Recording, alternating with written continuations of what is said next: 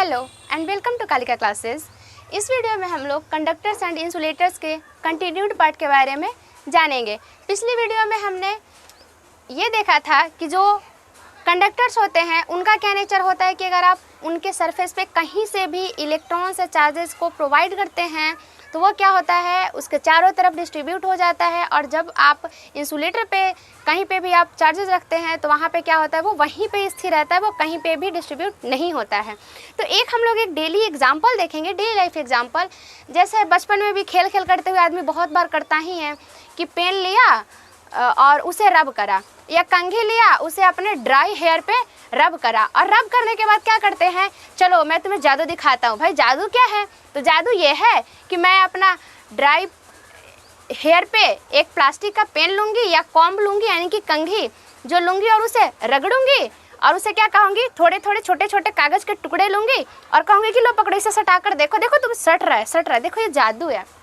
तो ये बचपन के लिए तो भले जादू होता है, लेकिन जब हम लोग बड़े हो जाते हैं तो ये जादू कहीं ना कहीं एक साइंटिफिक रीज़न में कन्वर्ट हो जाता है। तो हम लोग अभी यहाँ पे यही देखेंगे साइंटिफिक रीज़न क्या है।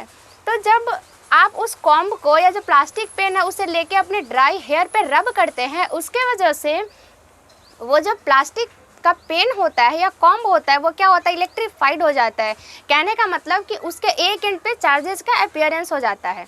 ओके, और चूंकि वो प्लास्टिक रहता है इसलिए वो कंडक्ट नहीं कर पाता है। ओके, प्लास्टिक है तो वो कंडक्ट नहीं कर पाएगा उन चार्जेस का। तो जब मान लिया कि इसे मैंने अपने ड्राई हेयर पे रब करा और उसके बाद यहाँ पे कागज़ का टुकड़ा कहाँ पे, पेपर पे ही, या फिर जो टेबल पे पढ़ते थे जो कि वुडन होता था, यानी लकड़ी का मेज पे, जहाँ से कि चार्ज के ट्रांसफरेंस का कोई भी चांसेस हो ही ना, वहाँ पे हम लोग उस टुकड़े को रखेंगे और उसे ऐसे करके उसके पास ले जाएंगे। ये वाला जो एरिया था उसे आपको टच नहीं करना, उसे बस रब करना और सीधे ले जाकर उस पेपर के जो छोटे छोटे टुकड़े करके उसके पास लेके जाना। अब वो क्या होगा, उसको अट्रैक्ट करेगा। अट्रैक्ट कैसे चार्जेस करते हैं, पहले ही देख रखे हैं कि जो दो अपोजिट नेचर के चार्जेस होते हैं वही दोनों आपस में एक दूसरे को अट्रैक्ट करते हैं। मीन्स कि अगर ये पॉजिटिवली अगर ये इलेक्ट्रीफाइड हुआ होगा, अगर ये पॉजिटिवली चार्ज का अपीयरेंस इसके तरफ पे हुआ होगा तो वो निगेटिवली चार्ज होगा, और अगर ये निगेटिवली हुआ होगा तो ये पॉजिटिवली होगा। क्योंकि अट्रैक्शन का केस हम लोग तभी पढ़ते हैं या तभी देखने में आता है जब दो अपोजिट नेचर के चार्जेस प्रेजेंट हों। ओके, तो जब आप रब करने के बाद उसे ले जाते उस कागज़ के टुकड़े के पास तो क्या होता है, वो उसे अट्रैक्ट करता है, क्योंकि उन दोनों के बीच में अपोजिट चार्जेस प्रेजेंट रहते हैं, अपोजिट नेचर के चार्जेस प्रेजेंट रहते हैं। ओके, तो अब ये बात क्लियर हो गई होगी, वो कोई जादू नहीं था बचपन का। ओके, ये साइंटिफिक रीज़न है। वो साइंटिफिक रीज़न क्या है कि जो कंडक्टर्स होते हैं वो तो अपने चारों तरफ चार्जेस का अपीयरेंस कर लेते हैं, लेकिन जो इंसुलेटर्स होते हैं जहाँ पे आप चार्जेस रख देंगे या किसी भी तरह से चार्जेस को उसके पर्टिकुलर एरिया में अपीयर्ड कर दे रहे हैं तो वहीं पे बने रहेंगे। तो आइए एक एग्जाम्पल हम लोग ले रहे हैं कि ये क्या है, हमारा एक मेटालिक रॉड है। ओके, और इस मेटालिक रॉड को हम लोग किसी भी एक्सटर्नल मीन्स से इलेक्ट्रॉन्स प्रोवाइड कर रहे हैं। ओके ना, तो ये इलेक्ट्रॉन्स जो गया यहाँ से, चूँकि ये मेटालिक सरफेस है, वो क्या करेगा, अपने आप को यहाँ वहाँ जहाँ तहाँ सब जगह अपने आप को क्या कर लेगा, डिस्ट्रीब्यूट कर लेगा। अब देखिए, आपने इलेक्ट्रॉन्स तो यहाँ पे डाला, ठीक है, और ये इलेक्ट्रॉन्स यहाँ पे से जाए गए, कहाँ डिस्ट्रीब्यूट हो गए, ये सभी तरफ डिस्ट्रीब्यूट हो गए। अब आपको यहाँ पे भी टच करने पे आपको करंट महसूस होगा, आपने यहाँ पे टच करा फिर भी करंट महसूस होगा, यहाँ पे टच करेंगे फिर भी करंट महसूस होगा, यहाँ पे करेंगे फिर भी एक झटके का महसूस मतलब कि अनुभव करेंगे, यहाँ आप इतने पे कहीं पे भी टच कर देंगे तो आपको एक झटका का अनुभव होगा। और जब आप इस केस में आएंगे, ये मैंने क्या बोला था कि ये एक प्लास्टिक का बॉक्स है। प्लास्टिक ही क्यों, आप चाहें तो इसे वुडन ब्लॉक भी मान सकते हैं, है ना, क्योंकि प्लास्टिक हो चाहे वुडन हो, दोनों तो इंसुलेटर ही है।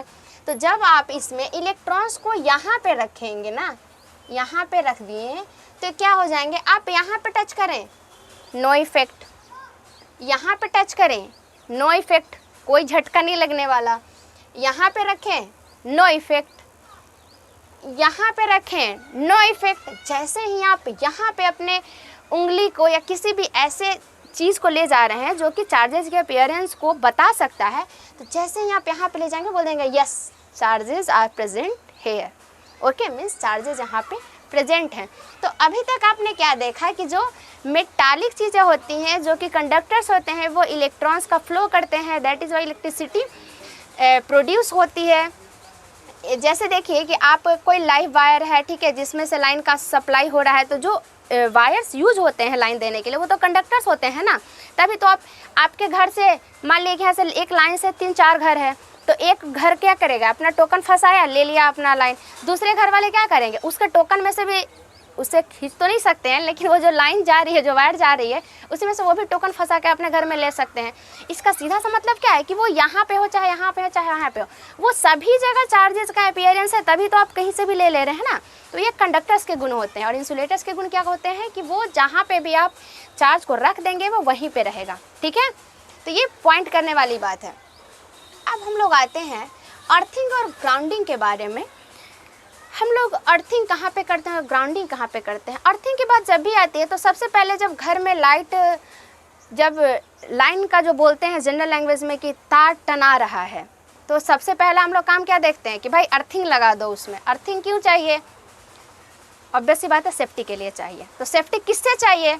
चोर से तो सेफ्टी चाहिए नहीं, डाकू से सेफ्टी चाहिए नहीं, तो हमें अर्थिंग लगाने की ज़रूरत क्यों पड़ी? क्योंकि हमें इलेक्ट्रिसिटी से चाहिए। वो ना तो चोर है ना डाकू है, वो हमारी आंखों के सामने रहता है और हमें बस आराम से कहीं से थोड़ा सा कुछ भी डिफ़ॉल्ट आया और वो झटका मारा, कहानी ख़त्म। तो उस तरह के जो भी नुकसान होते हैं उन सारी चीज़ों से बचने के लिए हम लोग ग्राउंडिंग करते हैं, अर्थिंग करते हैं। ओके, तो ग्राउंडिंग या अर्थिंग क्या होता है? It is the process of sharing charges with earth through the connecting conductor is known as earthing. Okay, तो अर्थिंग क्या होती है? ये क्या है? एक प्रक्रिया है। अर्थिंग एक प्रोसेस है जिसमें हम लोग क्या करते हैं, जो चार्जेज हैं उन्हें हम लोग शेयर कर दें। किसके थ्रू? ऑब्वियस ही बात है, शेयर करेंगे तो उसके लिए शेयर करने वाले मीडियम चाहिए। तो हम लोग शेयर करते हैं किसके? एक कंडक्टर को कनेक्ट कर देते हैं, ठीक है। तो charges with earth through the connecting conductor is known as earthing. तो हम लोग एक्स्ट्रा चार्जेस का जो अपीयरेंस हो रहा है, उन चार्जेस को हम लोग क्या चाहते हैं कि वो ख़त्म हो जाए, कैसे भी वो शॉर्ट आउट हो जाए। तो इसलिए हम लोग क्या, तो उसके लिए क्या चाहिए कि हम लोग वो जो चार्जेस अपीयर हुए हैं उन चार्जेस को वैनिश अप कर दें, उन चार्जेस को ख़त्म कर दें। ओके, तो वो क्या हो जाएगा? वो बह जाएगा। वो जो चार्जेस है वो फ्लो हो जाएंगे। कैसे हो जाएंगे? कंडक्टर्स के थ्रू। तो कंडक्टर्स के थ्रू जब बह जाएंगे तो इसका मतलब है क्या कि आप कंडक्टर लगा दीजिए और कंडक्टर को क्या कर दीजिए, अर्थ में मतलब कि धंसा दीजिए या फिर अर्थ से किसी भी तरह से उसको कनेक्ट कर दीजिए। तो वो क्या हो जाएंगे? कंडक्टर के थ्रू अर्थ में सीधा प्रवेश कर जाएंगे और इस तरह से आपको कोई इलेक्ट्रिकल शॉक नहीं लगेगा। ओके, तो यहाँ पे एक देखिए, एक लाइन है भी कि earthing provides a safety major for electrical circuits and appliances. जो इलेक्ट्रिकल सर्किट्स होते हैं, इलेक्ट्रिकल सर्किट्स कहाँ होते हैं? सर्किट्स मतलब क्या कि आप एक परिपथ, हिंदी में एक वर्ड होता है परिपथ, जो सर्किट का हिंदी होता है। तो वो जो परिपथ होता है, आप उसी जिस मतलब कि मान लिए कि एक ऐसा बिंदु है जहाँ से इलेक्ट्रिसिटी चलना स्टार्ट करता है, एक ऐसा बिंदु है जहाँ पे इलेक्ट्रिसिटी टर्मिनेट हो जा रहा है। कहने का मतलब मान लीजिए कि ये स्विच है और ये हमारा बल्ब है और इसका कनेक्शन इधर कहीं से भी लाइन आ रहा होगा। जैसे ही आप यहाँ पे स्विच को दबाते हैं, स्विच को ऑन करते हैं, तो क्या होता है? बल्ब जल जाता है। और अगर मान लीजिए कि यहाँ पे से बीच में कट जाए तो क्या होगा? इलेक्ट्रिसिटी का फ्लो होगा नहीं, तो उससे हमारा ये जो बल्ब है वो नहीं चलेगा, यानी कि इलेक्ट्रिसिटी का पाथ नहीं हुआ। इलेक्ट्रिसिटी पाथ यानी कि विद्युत का चलने के लिए एक रास्ता। ओके, तो जो इलेक्ट्रिक सर्किट होते हैं और उन इलेक्ट्रिक सर्किट में किसी भी तरह से या शॉर्ट सर्किट हो या किसी भी तरीके से, जब शॉर्ट सर्किट हम लोग बाद में पढ़ लेंगे कि क्या होता है, वो आगे की चीज़ें हैं। तो किसी भी तरीके से अगर इलेक्ट्रिकल सर्किट में किसी भी तरह का फॉल्ट आता है तो आप उस फॉल्ट की वजह से जो नुकसान होता है उसको आप कम कर सकते हैं, उसको आप सेव कर सकते हैं। That is why it is called a safety major. Okay, जो अब अप्लायंसेज होते हैं, तो हमारे आपके घरों में न जाने कितने ऐसे अप्लायंसेज होंगे जो इलेक्ट्रिसिटी से चलते हैं। बात आप या लैपटॉप की कीजिए तो आप चार्जिंग के लिए भी यूज किसका करते हैं? इलेक्ट्रिसिटी का करते हैं। टीवी की कर लीजिए, रेफ्रिजरेटर्स यानी फ्रिज की कर लीजिए, पंखा की कर लीजिए, कूलर की कर लीजिए। सारी चीज़ें तो आप क्या करते हैं? इलेक्ट्रिसिटी के थ्रू चलाते हैं। आयरन है। तो ये जो सारी जो चीज़ें इलेक्ट्रिकल अप्लायंसेज, जो ऐसे अप्लायंसेज जो इलेक्ट्रिसिटी प्रोवाइड करने के बाद हम लोग उसको ऑपरेट कर सकते हैं, उसका कोई भी बेनिफिट ले सकते हैं, तो that is called electrical appliances. तो हमारे टीवी हो गया, फ्रिज हो गया, सारी चीज़ें तो बहुत सबके घरों में है, तो ज़्यादा एग्जाम्पल की ज़रूरत नहीं है। ओके, तो ये हमारे इलेक्ट्रिकल अप्लायंसेस हो गए। अब देखिए कि उन अप्लायंसेस में किसी भी तरह से किसी भी तरह का फॉल्ट आ जा रहा है। जैसे आपने टीवी देख रहा है, कहीं पे मान लीजिए चूहा था, वो कहीं पे गया, तार को काट दिया किसी भी तरीके से। ओके, कहीं से कहीं और तार आया और तार उसमें सट गया, दोनों तार उसमें सट गया। उस कंडीशन में क्या हो जाएगा? नुकसान ही होगा ना, सट गया। अब ये देखिए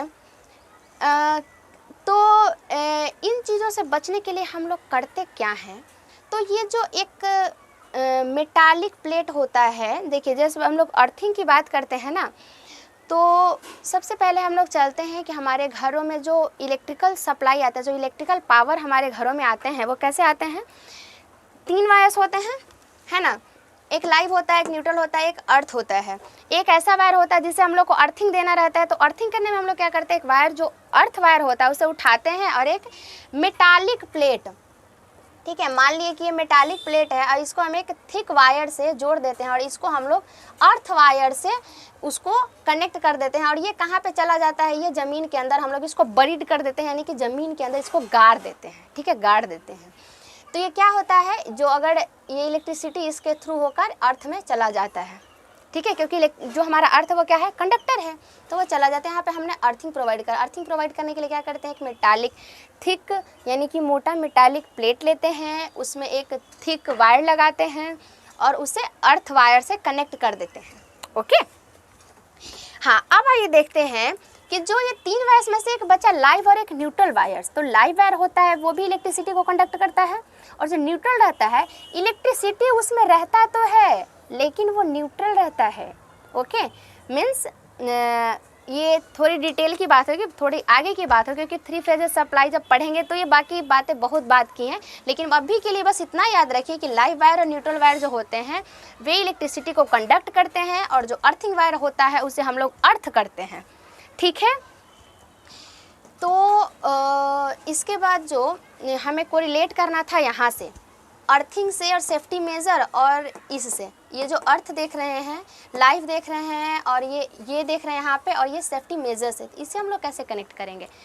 मान लिए कि जो हमारा इलेक्ट्रिसिटी से चलने वाला अप्लायंसेस है, जैसे कि वो आपका आयरन हो गया, टीवी हो गया, रेफ्रिजरेटर हो गया, तो उन सब चीज़ों का जो मेटालिक पार्ट होता है ना, जो मेटल से बना होता है, उस मेटल का कनेक्शन अर्थ वायर से किया रहता है, ठीक है। जो आयरन है या जो भी रेफ्रिजरेटर है, टीवी है, उस सब के मेटालिक पार्ट का जो कनेक्शन रहता है वो अर्थ वायर से रहता है। क्यों? क्योंकि जो किसी भी तरह का फॉल्ट आएगा तो कंडक्ट इलेक्ट्रिसिटी को कौन करेगा? ऑब्वियस सी बात है, जो मेटल वाली जो मेटालिक पार्ट है वही उसको कंडक्ट करेगा। तो नुकसान कहाँ से पॉसिबल होगा? मेटालिक से। तो जो मेटालिक पार्ट होता है उसी का कनेक्शन हम लोग अर्थ वायर से करते हैं। किसी भी वजह से अगर उस अप्लायंस में किसी भी तरह के इलेक्ट्रिसिटी फॉल्ट आते हैं तो उस इलेक्ट्रिसिटी फॉल्ट की वजह से जो भी नुकसान होने की संभावना है वो कहाँ पे ट्रांसफर हो जाएगा? सीधा चला जाएगा अर्थ के पास, क्योंकि वो अर्थ से कनेक्टेड है। ओके, तो यहाँ पे हम लोग का पार्ट ये ख़त्म होता है, conductors and insulators. So guys, I would like to say one thing that हम लोग एक नई सब्जेक्ट का पढ़ाई शुरू कर रहे हैं, वो है आपका बायोलॉजी। तो स्किप ना करें, उस बायोलॉजी के चैप्टर्स को, उस बायोलॉजी के वीडियो को ज़रूर देखें और अपना रिस्पांस दें। वो बायोलॉजी कैसी पढ़ाई गई है, आप लोग को कैसा लग रहा है। So thank you for watching this video and I will see you in the next video. We continue with the video. Good luck.